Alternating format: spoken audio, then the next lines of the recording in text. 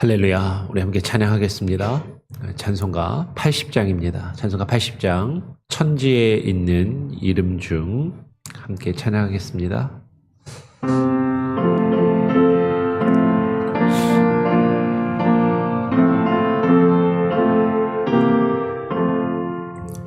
천지에 있는 이름 중 귀하고 높은 이름 주 나시기 전 지으신 우주의 이름 예수 주 앞에 내가 엎드려 그 이름 찬송함을 내 귀에 들린 말씀 중 귀하신 이름 예수 주 십자가에 달릴 때 명패에 쓰인 대로 저 유대인의 왕이여 곧 우리 왕이시라 주 앞에 내가 엎드려 그 이름 찬송함을 내 귀에 들린 말씀 중 귀하신 이름 예수 지금도 살아 계셔서 언제나 하시느니 나 같은 죄에 부르사 참 소망 주시도다 앞에 내가 엎드려 그 이름 찬송함을 내 귀에 들린 말씀 중 귀하신 이름 예수 주 예수께서 영원히 어제나 오늘이나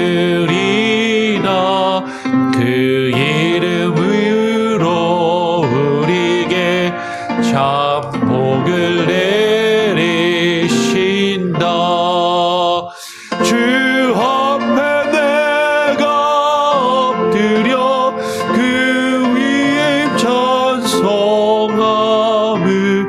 내 귀에 들린 말씀 중 귀하신 이름 예수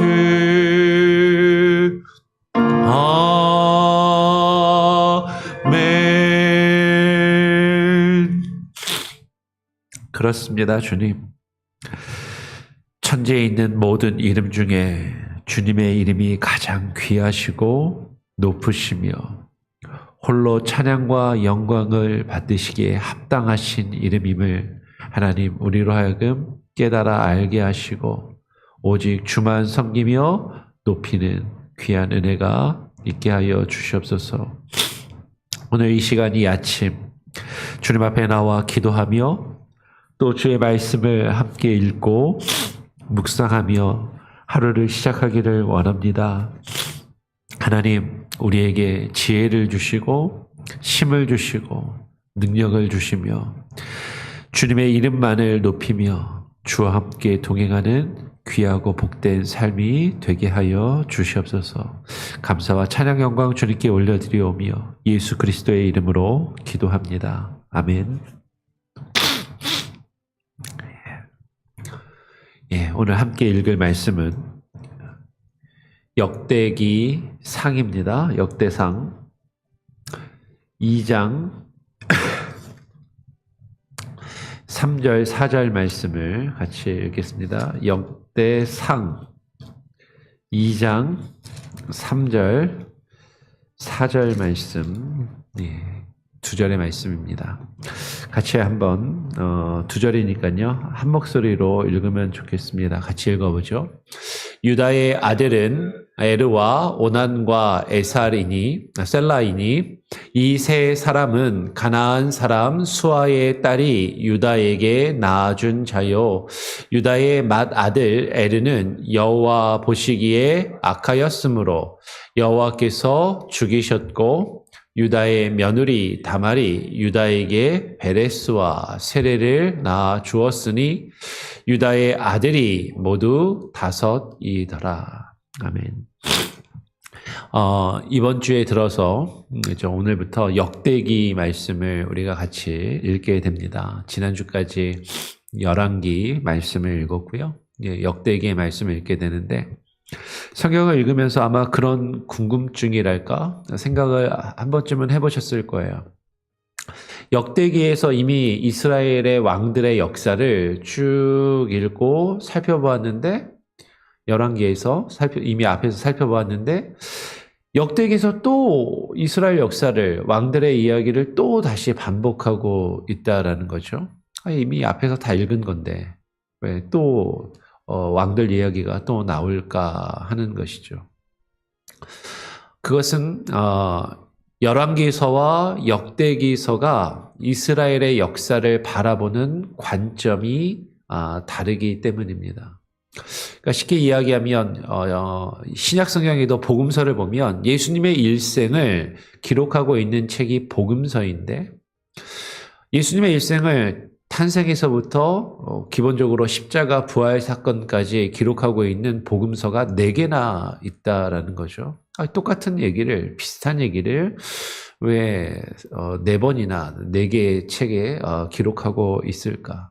근데 잘 읽어보면 뭐 비슷한 이야기인 것 같은데 똑같이 예수님의 일생을 이야기하는 것 같은데 마태복음과 마가복음이 그리고 누가복음과 요한복음이 각각 관점의 차이가 있고 강조점의 차이가 있다라는 것을 조금만 자세히 살펴보면 발견됩니다. 특별히 요한복음은 많이 다르죠. 마태, 마가, 누가복음에 비해서 요한복음은 많이 달라서 마태, 마가, 누가는 비슷한 사실 같다라는 관점에서 공관이라고 같은 관점이라고 그렇게 생각해서 공관복음이라고 이야기를 하는데 사실 똑같지는 않고 요한복음에 비해서 그래도 마태, 마가, 누가는 좀 비슷하고 요한복음은 좀 다르다라는 거죠.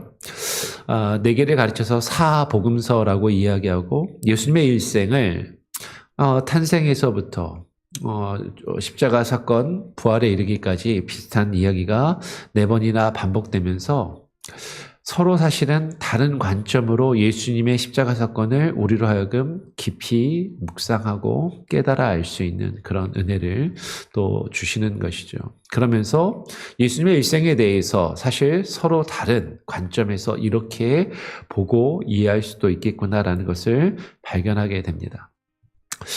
구약 성경을 읽다 보면 구약의 성경에서 발견되는 큰 2가지의 역사를 보는 관점이 있습니다. 하나는 신명기 사관이라는 것이고 또 하나는 역대기 사관이라는 것이죠. 그래서 우리가 앞에서 읽었던 열왕기서를 보면 열왕기서는 신명기 사관이 쭉 흐르고 있고 신명기 서간으로 역사를 쭉 바라보는 관점을 가지고 있고요.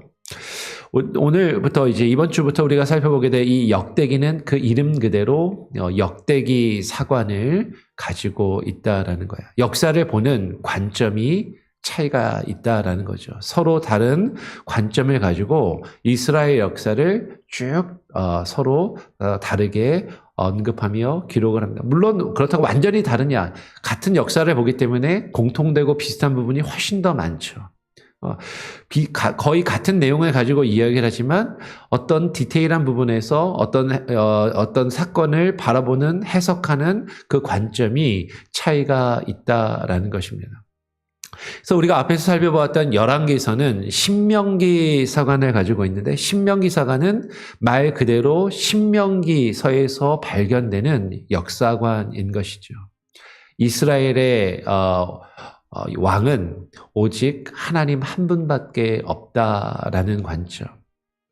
이방의 많은 나라들이 인간 왕을 세우고 그 인간 왕을 통하여서 자신들이 얻고 누리고자 하는 것을 찾고 구하는 그런 역사를 이루어가지만 하나님의 백성들은, 하나님의 구원받은 백성들은 오직 여호와 하나님만을 왕으로 섬기며 그 하나님을 믿고 따라야 한다라는 그 기본적인 관점이 있습니다. 그러니까 사무엘 상하, 열왕기 상하가 다 쭉 그 신명기 사관에서 쭉 연결돼서 기본적으로 기록이 되는데, 그러니까 인간 왕을 세우는 것에 대해서, 인간 왕을 세워달라고 이스라엘 백성들이 요구하는 것에 대해서 부정적으로 기록하고 있고, 인간 왕, 이스라엘 백성들이 요구하여서 세워진 그 왕에 의해서 세워진 성전이나 그 이루어지는 역사들에 대해서 기본적으로는 긍정적인 관점, 평가보다는 부정적인 평가가 사실은 더 많이 이어지는 것이죠. 그것은 북이스라엘이나 남유다 할 것 없이, 그 내용이 기본적으로 쭉 기록이 됩니다. 그러면서 참되신 왕, 이스라엘의 유일한 왕이 되신 그 하나님과 언약을 맺고 그 하나님과의 언약 관계 속에서 그 하나님을 의지하고 신뢰하면 하나님께서 복을 주시지만, 그 왕 되신 하나님과의 약속을 어기고 그 하나님과의 약속을 저버리고 인간 왕을 구하고 인간 왕을 따르며 또 이 세상의 것들을 추구하며 따라가는 이방의 풍속과 이방의 문화와 이방의 우상을 숭배하는 그런 죄악을 범하게 된다면 하나님께서는 신명기에 기록된 벌을, 저주와 심판을 내리신다라는 그 관점이 신명기 사관을 가지고 쭉 기록이 됩니다. 이게 이제 사무엘 상하, 열왕기 상하에 쭉 기록되는 그런 관점인 것이죠. 근데 오늘부터 우리가 살펴보게 되는 이 역대기는 어떤 관점을 가지고 있냐면, 하나님께서 그 이스라엘 백성들을 구원하시기 위해서 하나님이 특별히 택하신 사람과 특별히 하나님께서 택하신 가문, 왕이 있는데 그것이 유다 지파이고, 유다의 아들에게서 태어난, 유다 지파에서 태어난 다윗, 그 다윗 왕과 그 다윗의 왕권과 그 다윗 왕으로부터 이어질 하나님의 약속의 계보 혹은 그것으로부터 이어지는 메시아의 계보에까지 이제 강조점을 두는 것이 역대기의 사관인 것이죠. 그래서 역대기를 읽다 보면 유다 지파, 그리고 유다 지파의 후손으로 태어나는 다윗 왕과 다윗 왕가의 정통성에 대해서 강조를 하고, 그 다윗 왕의 후손으로 하나님께서 약속하신 메시아가 오실 것이라는 그 언약이 주어지고 그것이 이루어진다라는 것이 드러나고 강조되고 있습니다. 역대기를 살펴보면 이 이스라엘의 역사가 어디까지 이어지냐면 바벨론 포로로 끌려가서 그 포로 생활을 하다가 되돌아오는 그 장면까지, 되돌아와서 다시 바벨론에 멸망한 이스라엘을 다시금 재건하는 그 사람들의 족보까지 쭉 기록이 되고 이야기가 언급이 되죠. 근데 우리가 앞에 보는 열왕기서는 북이스라엘이 멸망하고 남유다가 멸망하여서 바벨론의 포로가 끌려가는 것으로 이제 끝이 나죠. 하나님의 심판으로 끝이 났는데, 이 역대기는 그 하나님의 심판을 받아서 바벨론의 포로로 끌려갔다가 되돌아온 자들의 족보와 그 되돌아온 자들이 이스라엘을 이제 다시 재건하는 그 내용까지 쭉 언급을 합니다. 그러면서 어느 나라의 정통성이 있는가? 솔로몬 이후에 이스라엘이 북이스라엘과 남유다로 갈라져서 우리가 살펴보았던 것처럼 솔로몬의 아들 르호보암이 이끄는 남쪽 유다가 있고, 그 솔로몬과 르호보암의 반역을 하여서 여로보암이 북이스라엘을 일으키고 북이스라엘을 쭉 그 역사가 이어졌는데, 북이스라엘과 남유다 중에 어느 곳에 더 정통성이 있는가를 이야기할 때 남쪽 유다의 정통성이 있음을 이 역대기가 사실은 기록하고 있고 그 정통성을 가지고 있는 유다 왕국에서 유다가 다윗 왕의 왕권이 쭉 이어지는 나라이고 이스라엘과 남유다가 아수르와 바벨론에 멸망한 이후에 다시 돌아와서 나라를 재건하고 그 나라를 유다 국가라고, 이스라엘이 아니라 유다 국가. 그때부터 사실은 온 이스라엘을 대표하는 이름이 유대인이라는 그 표현이 사실은 중간기 이후, 포로기 이후부터 유대인이 온 이스라엘을 대표하는 그런 대명사로 사실은 사용이 되게 되죠. 그러니까 유대의 정통성을 강조하는 그 관점이 역대기서입니다. 그래서 역대기를 읽으면 우리가 이제 오늘부터 역대기서를 쭉 같이 읽게 되는데 역대기 앞부분에 족보 이야기가 쭉 나와요. 성경을 읽다 보면 많은 분들이 족보가 나오면 사람 이름만 계속 나오고 뭐 이게 뭔 얘기인지도 사실 한두 번 읽어서는 잘 와닿지도 않고 어려운 것이 사실인 것이죠. 재미도 없는 이 족보를 역대기는 왜 이렇게 길게 기록을 하고 있는가? 거의 앞부분에 6장, 7장 넘어서까지 계속해서 족보 이야기가 나오는 것이죠. 그러면서 그 역대기 앞에 나오는 족보들을 보면 잘 한번 살펴보시면 이스라엘 12지파의 족보가 전체적으로 다 기록이 되면서도 유다의 족보, 그리고 유다의 왕권과 함께 그것을 뒷받침해주는 레위지파, 레위의 족보가 쭉 상당히 강하게 강조되고 있다는 것을 보게 됩니다. 역대기에 족보가 길게 기록되어 있다는 것은 유다 지파의 정통성을 뒷받침해주고 그 정통성과 역사성을 받쳐주기 위한 것이죠. 그 역사성을 드러내기 위해서 역대기를 보면요, 참 우리가 알 수 없는, 어떻게 보면 이해할 수 없는 것이 족보가 여러 버전이 등장을 합니다. 앞에서 분명히 나왔던 이름인데, 앞에서 이야기했던 족보인데 그 비슷한 이름이 다시 나오는 거죠. 그런데 자세하게 비교해서 살펴보면 그 족보에 쭉 나오는 이름들의 순서나 이름이 약간씩 차이가 있는 것을 보게 됩니다. 그러니까 포로로 끌려갔다가 되돌아온 유대인들이 유대 왕국을 세우고 자신들의 정통성을 드러내고 그것을 이제 기록으로 남기는데 족보를 먼저 기록하는 것이죠. 근데 족보에 오랜 역사와 시간 속에서 다양한 버전이 있었던 것 같아요. 근데 그 버전을 인위적으로 하나로 통일하지 않고 이런 족보도 있고 이런 족보도 있다, 이런 버전도 있고 저런 버전도 있다라는 것을 그냥 그대로 보여주게 되죠. 어떻게 보면 우리는 매끈하게 다 딱딱 서로 안 맞는 것은 수정을 하고 바꾸어서 똑같이 하나로 만들면 그것이 더 보기 좋을 것 같고 우리가 볼 때는 그것이 더 이해하기 좋을 것 같은데 역대기는 그런 역사 기록을 택하지 않고 서로 다른 것은 다른 그대로 보여주는 그런 방법을 택합니다. 사실 어떻게 보면 성경 전체가 그렇게 하고 있죠. 아까 마태, 마가, 누가복음을 이야기했던 것처럼 예수님의 사건에 대해서도 서로 다른 관점, 서로 다른 차이가 있을 때 그 차이 나는 부분을 억지로 끼워 맞춰서 하나로 만들려고 하는 것이 아니라 그냥 다른 모습 있는 그대로를 우리에게 보여주려 한다라는 것이에요. 사실은 모든 역사가 우리의 삶이 그러하다라는 것이죠. 어떤 사건이 있을 때 그 사건을 바라보는 관점이 사람마다 다 다르다라는 것이에요. 그리고 그것에 대한 평가도 다 다르다라는 것이죠. 그런데 그것을 억지로 하나로 끼워 맞추려고 하는 것이 아니라 그냥 그대로 듣고 그냥 그대로 인정하고 그냥 그대로 그것을 받아들이며 함께 그것이 있게끔 하는 것.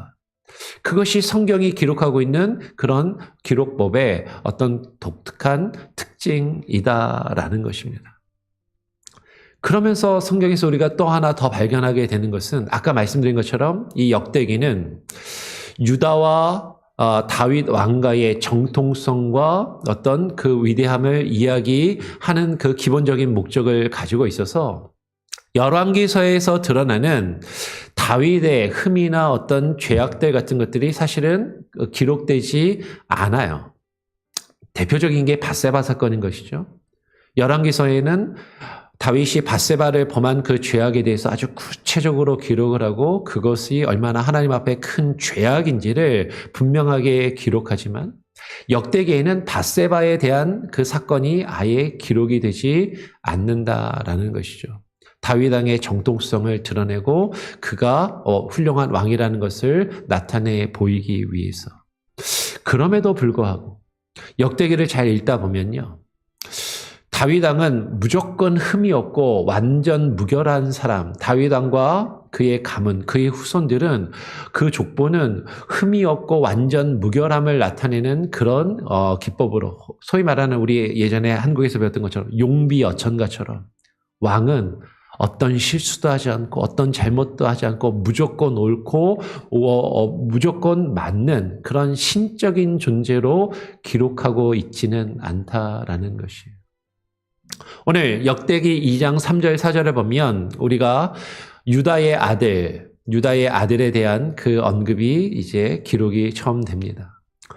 그러면서 3절을 보면 이렇게 기록하죠. 유다의 아들은 에르와 오난과 셀란이 이 세 사람은 가나안 사람 수아의 딸이 유다에게 낳아준 자요.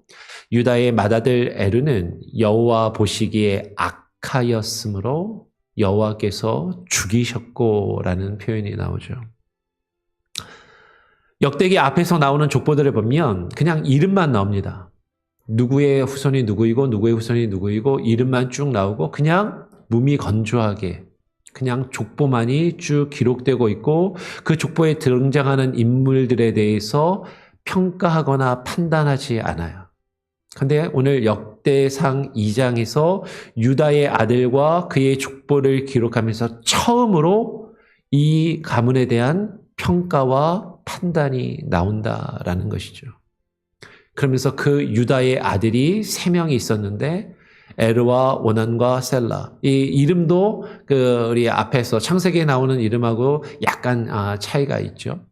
근데 이 세 사람은 가나안 사람, 유다의 족보, 그 흠이 없어야 하는 그 족보에 이방 여인에 의해서 태어난 3명의 아들이 기록이 되고 있는데 이 이방 여인이 유다에게 낳아준 아들이고 그런데 그 유다의 아들들이 이방 여인에게서 태어난 그 3명의 아들들이 여호와 보시기에 악하여서 우리가 창세기에서 살펴봤던 것처럼 에르와 오난은 하나님 앞에 벌을 받고 죽임을 당하게 되더라라는 거죠.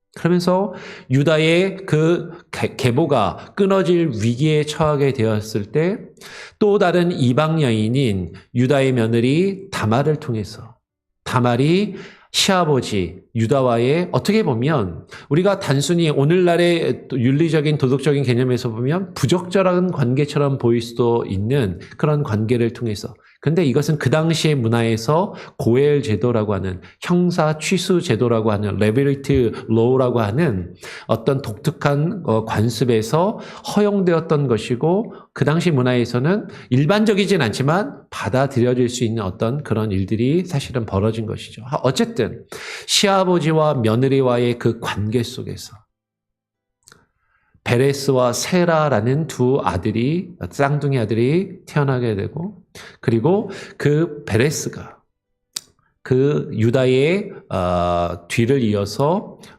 다윗 왕의 계보를 잇는 그런 인물로 기록이 되고 있다라는 것이에요. 사실은 다윗 왕과 그 다윗 왕 가문 왕조와 그 가문의 정통성을 드러내기 위해서 할 수 있는 대로 그들의 큰 죄와 허물은 되도록이면 감추고 그것을 언급하지 않으려 하는 그런 기본적인 특징이 있음에도 불구하고 역대기의 역사는 다른 족보들의 사람들을 쭉 하면서 어떠한 평가도 하지 않던 그 인물과 그 가문에 대한 평가가 가장 먼저 나타나는 것이 하나님이 유다 지파를 하나님이 다윗 왕과 그 가문을 택하신 것이 그들이 뭔가 대단하고 특별해서 그들이 뭔가 특별한 능력이 있고 그들은 어떤 허물도 짓지 않는 완벽한 흠이 없는 가문이어서 그들을 택하신 것이 아니다라는 것을 분명히 보여주고 있다라는 것이죠.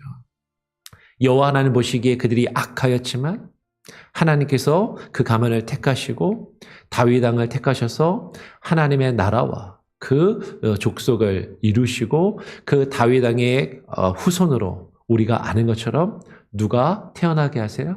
예수 그리스도께서 오시게 되는 그 메시아의 계보가 이어짐을 우리에게 드러내는 그 관점이 오늘 역대기에 기록되어 있다라는 것이에요.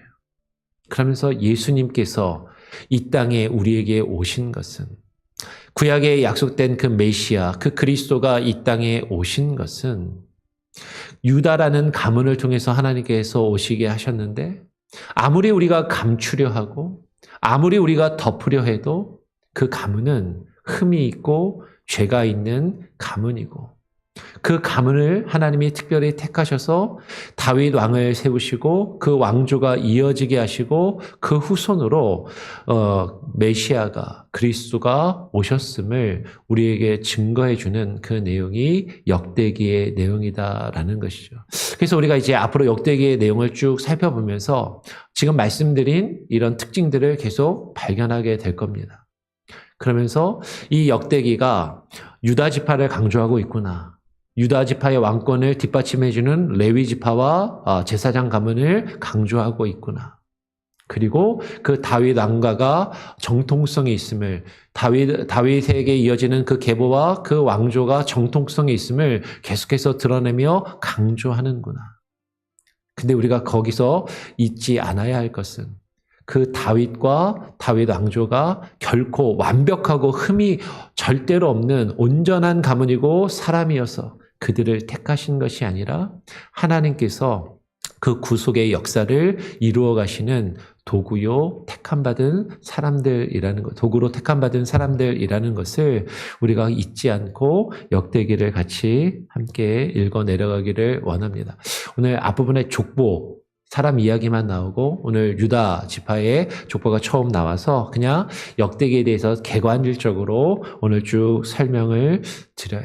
그래서 열왕기서를 쭉 읽었는데 앞으로 역대기를 읽으면서 이 열왕기서하고 거의 같은 내용인 것 같은데 어떤 부분에서 차이가 있는지 같이 좀 비교해 가면서 읽으시고 그런 것들을 조금 생각하면서 묵상하면서 이 가운데서 하나님께서 우리에게 주시는 교훈과 그 뜻이 무엇인지를 또 깊이 생각하면서 역대기를 묵상해 나가시기를 그렇게 부탁을 드립니다.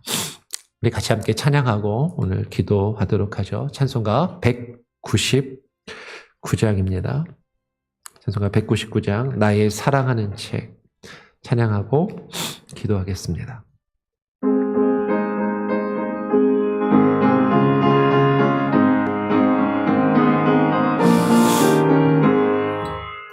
나의 사랑하는 책 비록 헤어졌으나 어머니의 무릎 위에 앉아서 재미있게 듣던 말 그때 일을 지금도 내가 잊지 않고 기억합니다. 귀하고 귀하다 우리 어머니가 들려주시던 재미있게 듣던 말 그 책 중에 있으니 이 성경 심히 사랑합니다. 옛날 용맹스럽던 다니엘의 경험과 유대 임금 다윗 왕의 역사와 주의 선지 엘리야 바람 타고 하늘에 올라가던 일을 기억합니다. 귀하고 귀하다 우리 어머니가 들려주시던 재미있게 듣던 말 이 책 중에 있으니 이 성경 심히 사랑합니다. 예수 세상 계실 때 많은 고난 당하고 십자가에 달려 죽임 당하니 어머니가 읽으며 눈물 많이 흘린 거 지금까지 내가 기억합니다. 귀하고 귀하다. 우리 어머니가 들려주시던 재미있게 듣던 말이 책 중에 있으니 이 성경심이 사랑합니다. 그때 일은 지나고 나의 눈에 환하오 어머니의 말씀 기억하면서 나도 시시때때로 성경 말씀 읽으며 주의 뜻을 따라 살려 합니다. 귀하고 귀하다. 우리 어머니가 들려주시던 재미있게 듣던 말이 책 중에 있으니 이 성경심이 사랑합니다. 하나님 아버지 감사합니다. 우리가 하나님의 말씀을 성경책을 읽고 묵상하면서 때로는 성경에 왜 이런 내용이 기록되어 있을까? 왜 이런 내용이 계속해서 비슷한 내용이 반복적으로 기록되어 있을까? 이해하기 쉽지 않고 받아들이기 어려운 부분도 있을 수 있지만 성경은 우리에게 하나님께서 이 세상의 역사 가운데 이루신 그 일들을 그것을 목격하며 그것을 바라본 수많은 사람들에 의해서 그 수많은 관점에 의해서 다양한 생각과 관점을 또 우리에게 보여주고 있음을 발견하게 됩니다. 하나님의 말씀을 우리가 읽고 묵상하며 매번 하나님의 말씀을 읽고 묵상할 때마다 우리에게 새롭게 다가올 수 있는 것은 이 말씀이 담고 있는 그 수많은 것들, 그 수많은 관점과 수많은 생각들이 있음을 또한 우리로 하여금 바라보게 하여 주시고 날마다 매 순간순간 하나님의 말씀을 읽고 묵상할 때마다 하나님의 말씀이 우리에게 새롭게 다가오게 하여 주시며 그 가운데서 우리에게 주시는 참된 교훈을 발견하게 하여 주시옵소서. 그러나 하나님, 그 하나님의 말씀을 단지 내 생각과 내 뜻대로 나의 관점대로 내가 읽고 싶은 대로 읽고 이해하고 해석하며 받아들이는 것이 아니라 그 말씀에서 우리에게 보여주시는 그 역사의 흐름과 그 참된 관점을 깨달아 알게 하시고 분별하게 하여 주시고 성경을 바라볼 수 있는 바른 눈과 바른 관점을 우리에게 허락하여 주시옵소서. 때로는 서로 다른 관점으로 하나님께서 우리에게 주시는 그 역사와 일들을 바라보게 되지만 그러나 그 가운데 우리가 온전히 발견할 수 있는 것은 그 모든 역사의 주관자가 하나님이 되심을, 그것을 이끄시고 인도하시며 일하시는 분이 하나님이심을 우리로 하여금 깨달아 알게 하시고 우리가 아무리 우리 자신을 그럴듯하게 포장하며 우리 자신을 그럴듯하게 드러내며 나의 허물과 죄악을 감추며 나 자신을 포장한다 할지라도 우리는 하나님 앞에 죄악된 존재이고 연약한 자들이며 하나님의 구원의 역사를 이루어가는 주의 선택받은 자들이요 주의 구원의 도구로 쓰임받을 뿐임을 깨달아 알게 하시고 우리의 주인 되시며 왕 되신 주님의 주권을 온전히 인정하며 주님께 온전히 우리 자신의 삶을 내어드리는 우리의 인생이 되게 하여 주시옵소서.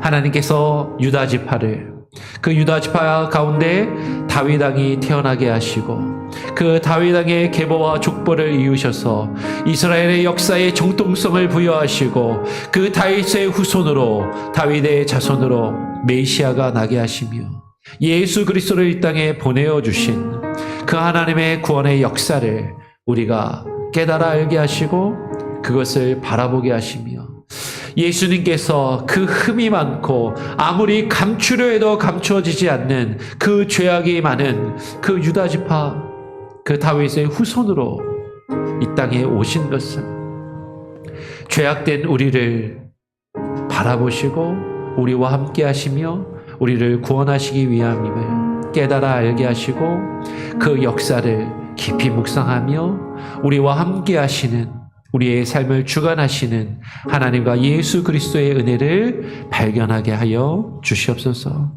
오늘 하루의 삶 가운데도 주님, 주와 함께 동행하는 자의 삶을 살아가게 하시고 주의 말씀을 읽고 묵상하며 그 말씀 앞에 담담히 겸손히 주님의 인도하심을 따라 살아가는 오늘 하루가 되게 하여 주시옵소서. 우리 성도들 한 사람 한 사람 하나님께서 기억하여 주시고 저들의 기도의 제목을 들으시고 응답하여 주시옵소서.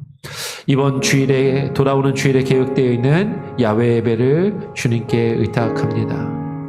장소의 문제, 또 날씨의 문제, 여러 가지 우리가 계획하며 준비할지라도 우리의 부족함 때문에, 나약함 때문에 하나님 여러 가지로 어려움 가운데 처할 수도 있지만 하나님께서 선하게 역사하셔서 좋은 장소를 허락하여 주시고 좋은 날씨를 허락하여 주시고 무엇보다 우리 성도들이 하나 되어 함께 모여 야외에서, 자연 가운데서 모든 것을 창조하시고 그 모든 것을 우리에게 베푸신 하나님을 예배하며 함께 교제하며 기뻐할 수 있는 귀한 시간을 우리에게 허락하여 주시옵소서. 오늘 하루의 삶도 온전히 주님께 맡기고 의탁드리오며 우리 구주 예수 그리스도의 이름으로 기도합니다. 아멘. 하늘에 계신 우리 아버지여, 이름이 거룩히 여김을 받으시오며 나라가 임하시오며 뜻이 하늘에서 이루어진 것 같이 땅에서도 이루어지리이다. 오늘 우리에게 일용할 양식을 주옵시고 우리가 우리에게 죄 지은 자를 사하여 준 것 같이 우리 죄를 사하여 주옵시고 우리를 시험에 들게 하지 마옵시고 다만 악에서 구하옵소서. 대개 나라와 권세와 영광이 아버지께 영원히 있사옵나이다. 아멘. 자유롭게 기도하시기 바랍니다.